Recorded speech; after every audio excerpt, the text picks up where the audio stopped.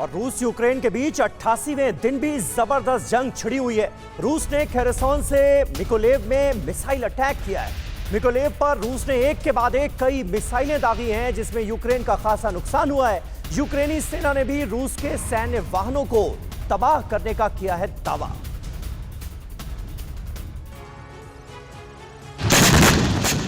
रूस यूक्रेन जंग के 88वें दिन भी तबाही के मंजर में वही आग और शोले नजर आ रहे हैं। जंग के मैदान में कभी रूस तो कभी यूक्रेन बाजी मार रहा है, लेकिन कोई बाजी जीत नहीं पा रहा। हर दिन तबाही का नया चैप्टर खुलता है। हर दिन शहरों पर बारूद बरसाए जा रहे हैं।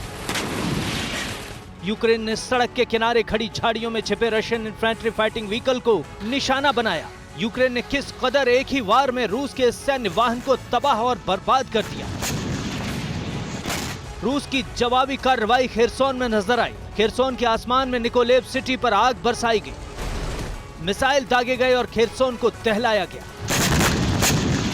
निकोलेव के साथ मिकोलेव पर भी कुछ ऐसा ही प्रहार किया गया। यहाँ भी रशियन आर्मी आसमान से बारूदी वार कर सब कुछ तहस नहस करने पर उतारू है। रात के अंधेरे में हुए इस हमले से मिकोलेव में कोहराम मच गया। यूक्रेन के साथ चल रही जंग में टेक्नोलॉजी का भी भरपूर सहारा लिया जा रहा है। रूस की सेना ड्रोन के जरिए अपने टारगेट पर ग्रेनेड बरसाने का अभ्यास कर रही है। और वहीं रूसी फौज ने ज़ाइटोमीर पर दागी कैलिबर मिसाइलें।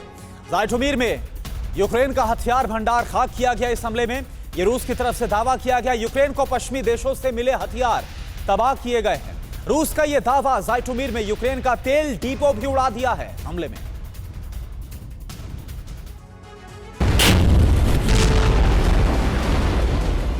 अठासी दिनों से जारी महासंग्राम के बीच रूस ने बड़ा दावा किया है। रूस का दावा है कि उसने अमेरिका और यूरोप से आने वाले हथियारों की बड़ी खेप को तबाह कर दिया है। जंग में और कोहराम मचाने के लिए रूस ने 40 साल से ज्यादा उम्र के पेशेवर लोगों को मैदान में उतारना शुरू कर दिया है। यूक्रेन पर जारी हमले के बीच रूस के रक्षा मंत्रालय ने दावा किया है कि रशियन सैनिकों ने ज़ाइटोमीर इलाके में अमेरिका और यूरोप से आने वाले हथियारों की बड़ी खेप नष्ट कर दी है। हथियारों का भंडारण ओडिशा के एक संयंत्र में किया गया था, जहां रूसी सेना ने कैलिबर क्रूज मिसाइल से हमला कर इसे नष्ट कर दिया। जंग में तबाही का शिकार रूस भी हो रहा है और रूसी सैनिकों को बड़ा आघात पहुंचा है। जंग में तेजी लाने के लिए रूस ने 40 से अधिक उम्र के पेशेवर लोगों को सेना में भर्ती करना शुरू कर दिया है। स्टेट ड्यूमा की वेबसाइट के मुताबिक पुराने प्रोफेशनल्स के स्किल से सेना को मदद मिलेगी। जिन प्रोफेशनल्स की सेना में भर्ती की जाएगी उनकी उम्र 40 से 45 के बीच होगी, जबकि विदेशी नागरिकों के लिए सेना में भर्ती होने की आयु सीमा 18 से 30 साल के बीच होगी। परवाह देश की, सोमवार से शुक्रवार रात 10 बजे TV9 भारतवर्ष पर।